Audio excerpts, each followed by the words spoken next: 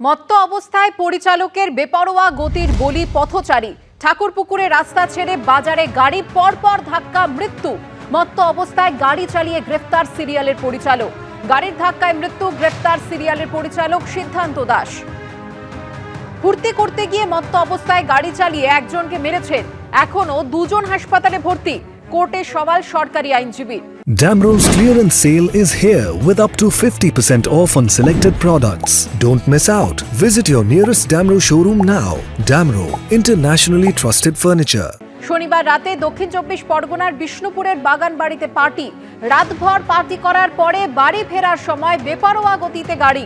Diamond Harbour রোডে উঠতে গিয়ে বাজারে ঢুকে পরপর ধাক্কা। বাজারে ঢুকে পরপর পথচারীকে ধাক্কা, 6 জন আহত হয়েছেন, একজনের মৃত্যু হয়েছে, এমনটাই পুলিশ সূত্রে জানা গিয়েছে।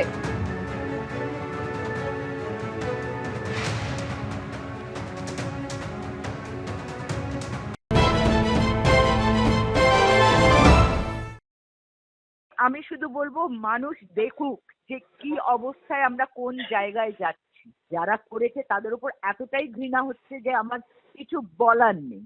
মানে আমার এতটাই বিরক্ত লাগছে, এতটাই ঘৃণা হচ্ছে, এই নিয়ে কথা বলতেও আমার ঘৃণা লাগছে।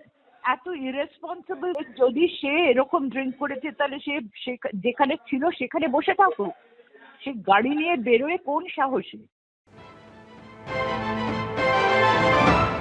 ড্রিঙ্ক অ্যান্ড ড্রাইভিং করাটা আমার মনে হয় না কখনোই ঠিক, কারণ ড্রিঙ্কিংয়ের সাথে সাথে তো একটা ইনটক্সিকেশন হয় যখন মানুষ মানে বুঝতে পারে না, আর সেটা যদি এমনি কোনো অবস্থায় থাকে সেটা মানে, কিন্তু ড্রাইভিং করার সময় তো অনেক বেশি সচেতনতার অ্যালার্টনেস লাগে, তো সেখানে I think it is quite detrimental.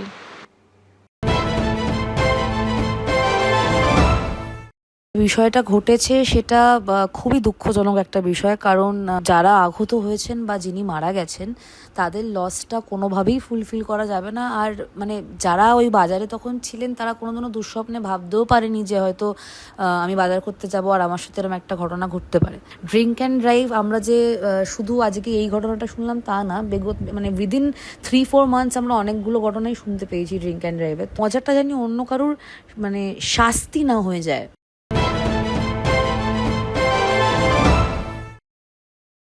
কলিগসরা অনেকেই সবাই খুব ক্ষিপ্ত। They should have hired a driver. এই যে মদ্যপ করে গাড়িতে ঘুরে বেড়ানোটা বা এই মানে এই জিনিসটা তো একদমই মানে আনএথিক্যাল ব্যাপার। এটা তো আমি একদমই সাপোর্ট করছি না। এমন কোনো কিছু করে ওঠা উচিত নয় যে পরবর্তীকালে পরের দিনকে আমি সেটাকে নিয়ে রিপেন্ট করবো। এতগুলো মানুষের ইনজুরি হয়েছে, এতগুলো, তার মধ্যে একজন মারা গেছেন, এটা খুবই দুঃখজনক।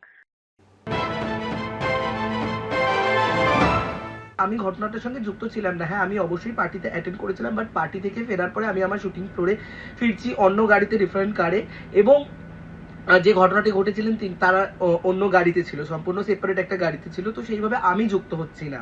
তো এইবার আমি ড্রিঙ্ক অ্যান্ড ড্রাইভ নিয়ে একটাই কথা বলতে চাই এই বিষয়ে যে দেখুন, সে আমার পরিচালক হোক, যেই হোক, আমি কখনোই এটাকে সাপোর্ট করব না। কারণ আজকে ড্রিঙ্ক অ্যান্ড ড্রাইভ করতে গিয়ে একটা মানুষ এইভাবে গাড়ি চালালো, এতগুলো লোককে ধাক্কা মারলো, একজন মানুষের প্রাণহানি হয়েছে। এর থেকে বেশি নিন্দনীয় ঘটনা তার কিছু হতে পারে না, যে পুরোটাই। এবং আমার মনে করে প্রশাসন অবশ্যই মানে খুঁটিয়ে দেখছে এই বিষয়টা নিয়ে, এবং তারা এইটা নিয়ে সঠিক বিচার করবে। আমি এটাই মনে করছি যে সঠিক তারা বিচার করতে পারবে এবং করবে, আশা আমরা সবাই রাখছি। এবং আমি প্রত্যেকটা মানুষকে বলছি যে প্লিজ ড্রিঙ্ক অ্যান্ড ড্রাইভ করবেন না, ড্রিঙ্ক অ্যান্ড ড্রাইভ করবেন না, কারণ আপনার 5 মিনিটের ফুর্তির জন্য একটা মানে সারা মানুষের কতটা বড় লস হতে পারে সেটা আপনারা দেখতেই পেলেন। আমি এইখানে সেদিন উপস্থিত ছিলাম না সিচুয়েশনে বা স্পটে, দয়া করে আমার নামটা মিসলিড করবেন না ইউজ করার জন্য, এটাই আমি লাস্ট বলতে চাইছি। আর প্রশাসনের কাছে এটাই জানতে মানে আমার অনুরোধ যে দোষী তার জন্য সঠিকভাবে শাস্তি আমরা সবাই কাম্য করব। Thank you.